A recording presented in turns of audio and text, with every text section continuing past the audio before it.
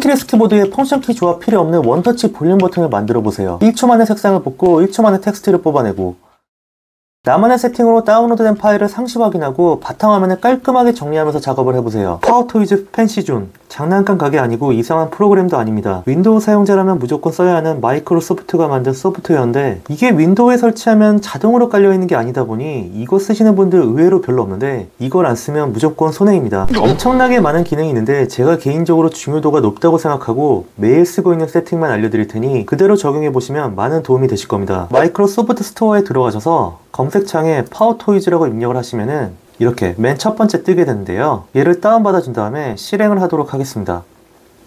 자, 엄청나게 뭐가 많이 보이는데요. 당황하실 필요 없고 대시보드를 누르시면은 사용하도록 설정된 모듈, 그리고 비활성화된 모듈 두 가지가 있습니다. 자, 이런 식으로 다 끈 다음에 내가 원하는 것만 이런 식으로 활성화 시킬 수가 있는 거죠. 지금부터 그대로 한번 따라해 보세요. 여기를 눌러서 먼저 키보드 매니저를 활성화하도록 하겠습니다. 키보드 매니저로 내가 원하는 마음대로 키 설정을 할 수가 있는데요.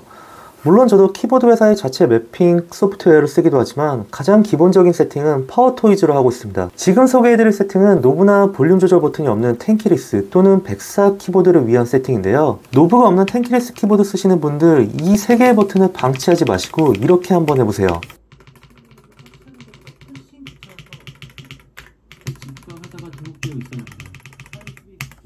먼저 다시 매핑 표시를 누르면은 저희가 세팅한 게 아무것도 없기 때문에 다시 매핑 표시에 아무것도 나타나지 않게 됩니다.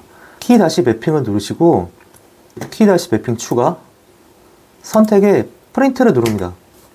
그리고 확인, 키 바로 가기에는 밑으로 쭉 내려서 음소거 버튼을 누릅니다. 그리고 키 다시 매핑 추가, 선택에는 스크롤, 확인, 키 바로 가기에는 볼륨 다운, 다시 키 다시 매핑 추가, 선택에는 퍼즈, 확인, 키 바로 가기에는 볼륨 업. 이렇게 한 다음에 확인을 누르겠습니다. 경고, 다음 키에 할당이 없습니다. 네, 무시하고 넘어가겠습니다.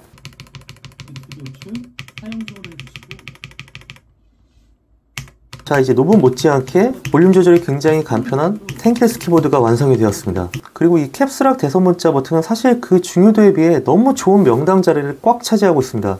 캡스락은 한영키로 바꿔주겠습니다. 키 다시 매핑, 키 다시 매핑 추가, 선택, 캡스락, 확인, 키 바로가기 선택에 한영키를 누르면은 확인. 네, 할당이 없는 거 또 무시하겠습니다. 이렇게 바꾸는 이유는 왼손 키보드 오른손 마우스인 이 상태에서 한영 오타가 발생하면은 여기까지 손을 움직일 수가 없고 팔을 움직여야 되는 게 굉장히 귀찮습니다. 근데 이렇게 하면은 왼손을 완전히 고정한 채로 새끼손가락으로 간단하게 한영을 전환할 수가 있습니다. 물론 두 손으로 타이핑할 때는 실제 한영키랑 번갈아 가면서 사용을 하기도 하는데요. 특히 프리미어 프로에서 한영키를 전환하고 싶을 때 이렇게 해보세요. 왼손의 키보드, 오른손이 마우스 위에 올라가 있고 한글을 영어로 또는 영어를 한글로 잘못 입력한 수많은 상황에서 굉장히 빠르고 효율적으로 입력을 전환할 수가 있습니다. 대문자는 그냥 Shift를 눌러서 입력하는 편이고 실제 캡스락은 F1에다가 매핑을 해줬습니다. 선택, F1, 키 바로가기, 선택, 캡스락. 네, 이런 식으로 윈도우나 엑셀 또는 한글하다가 F1 눌러서 도움을 받은 적이 있으신가요? 아니면 당장 실수로 열렸던 도움말을 닫고 구글에 다시 검색을 하시나요? 저 같은 경우 실수로 F1이 눌러지는 게 너무 불편해서 F1 자체를 비활성화했다가 최근에는 F1을 캡스락 버튼으로 매핑해서 사용하고 있습니다. 그럼 실제 F1은 어디로 보내죠? F1도 그렇고 사실 여러분들이 쓰시는 소프트웨어마다 단축키가 다 다른데 제가 사용하는 소프트웨어들은 F1을 거의 쓰지 않습니다. 그래도 혹시 모르니까 F1은 F9로 보내버리겠습니다. 잘 생각해보면 F7이나 F9 뭐 이런 거 거의 안 쓰시는 분들이 많을 텐데 이런 버튼들을 특히 더 잘 매핑을 하시면 좋을 것 같습니다. 그 다음은 컬러 피커, 색상 추출입니다. 컬러 피커를 활성화해주고 클릭을 하시면은 단축키는 저 같은 경우 컬러 C를 기억하기 쉽도록 윈도우 시프트 C로 바꿨습니다. 누르고 윈도우 시프트 C. 자, 윈도우 시프트 C를 누르면은 이렇게 간단하게 색상을 추출할 수가 있습니다. 자, 색상이 잘 뽑혔는지 확인하는 방법은 윈도우 V 버튼을 누르면 클립보드가 나오는데요. 색상 코드가 잘 뽑힌 것을 확인할 수가 있습니다. 거의 모든 편집 소프트웨어에서 색상을 선택할 때 옵션을 잘 보시면은 색상 코드를 입력할 수 있는 별도의 창이 있습니다. 한글에도 있고 엑셀에도 있고 파워포인트에도 이렇게 있는 것을 확인할 수가 있습니다. 저도 처음에는 이 기능이 필요해서 크롬 확장 프로그램이나 사설 프로그램을 설치했었는데 파워토이즈를 알고 나서부터 다 지우고 이것만 쓰게 됐습니다. 이 다음은 텍스트 추출기입니다. 다시 대시보드로 가서 텍스트 추출기를 활성화해 줍니다. OCR, 광학 문자 인식이라고도 하죠. 구글 문서랑 구글 렌즈도 병행해서 쓰고 있지만은 간단한 텍스트를 빠르게 뽑아내는 거는 이게 가장 직관적이고 빠릅니다. 저는 윈도우 기본 캡처 단축키를 안 쓰고 R 캡처를 쓰기 때문에 단축키 설정은 윈도우 시프트 S로 했습니다. 자, 보시는 것처럼 굉장히 직관적이고 빠르죠. 한번 테스트를 해보겠습니다. 이런 식으로 아까와 마찬가지로 윈도우 V를 누르면은 정확하게 추출이 된 것을 확인할 수가 있습니다. 간단한 한두 줄의 텍스트나 그림이 잘 복사되는지는 클립보드를 꼭 활용해 보세요. 단축키는 윈도우 V입니다. 자, 이거를 전체를 한번 해보겠습니다. 이거를 클립보드로 보게 되면 잘리기 때문에 이번에는 메모장을 한번 볼 텐데요. 몇 개 빼고는 거의 정확하게 추출된 것을 확인할 수가 있습니다. 텍스트 추출기의 정확도를 높이려면 제 경험상 배율을 크게 하면 조금 더 정확도가 높아지는 것 같았습니다. 다시 대시보드로 가서 이번에는 팬시 존을 활성화하도록 하겠습니다. 파워토이즈 팬시 존스, 왜 이렇게 다 장난감 용어 같죠? 팬시 존스는 내가 미리 세팅한 화면으로 쉽고 빠르게 분할을 하는 기능인데요. 제가 어떻게 세팅했는지 바로 보여드리겠습니다. 카톡이나 웹에서 다운받은 파일의 경로를 바탕화면에 두는 분들이 많고 저 또한 그렇게 하고 있는데 저는 팬시 존은 이런 식으로 운영을 합니다.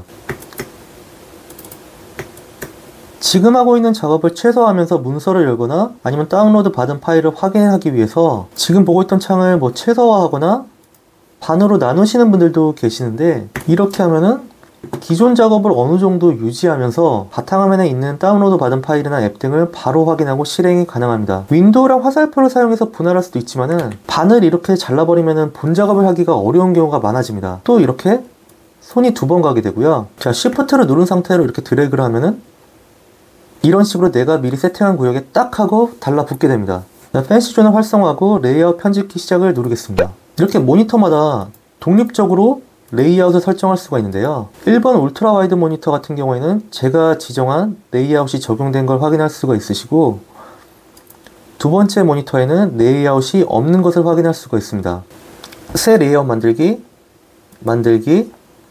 자, 여기 무슨 알림창 같은 게 하나 뜨는데 이걸 뭔가 닫아야 될 것 같은 그런 본능적인 느낌이 드실 텐데 닫으면 안 됩니다. 닫으면은 편집이 다시 종료되거든요. 그래서 새 레이아웃 만들기 한 다음에 얘는 이렇게 옆으로 잠깐 띄워주시고 자, 이런 식으로 바가 보이시죠?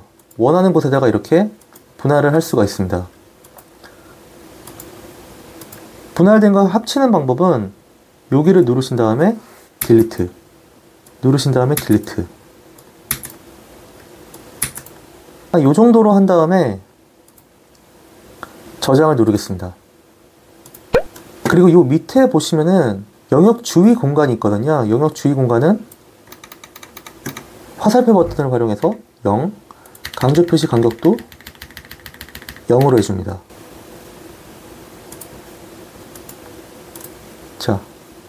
자, 이런 식으로 가면은 바탕화면이 살짝 보이고 제가 하던 업무를 어느 정도 진행을 할 수가 있는 겁니다. 여기 보시면은 Shift를 누른 채로 창을 끌어와서 영역 활성화를 체크해 주셔야 됩니다. 특히 울트라 와이드 모니터 같은 경우에는 실제로 영상 편집할 때 바탕화면 탐색기, 프리미어 프로 이렇게 활용하면 굉장히 효율적으로 일을 할 수가 있습니다. 타임라인이 긴 것도 좋은데 창을 왔다 갔다 할 필요 없이 집중적으로 업무를 할 수 있는 게 개인적으로는 조금 더 편했습니다. 가장 중요하다고 생각되는 기능만 오늘 좀 간단하게 설명을 드렸고요. 다음 영상에서 조금 더 디테일한 파워토이즈의 기능을 소개해드릴 예정입니다. 앞으로도 윈도우, 크롬, 한글, 엑셀까지 일을 효율적으로 하는 방법에 대한 영상들을 자주 업로드할 예정이니 구독, 좋아요 부탁드리겠습니다. 감사합니다.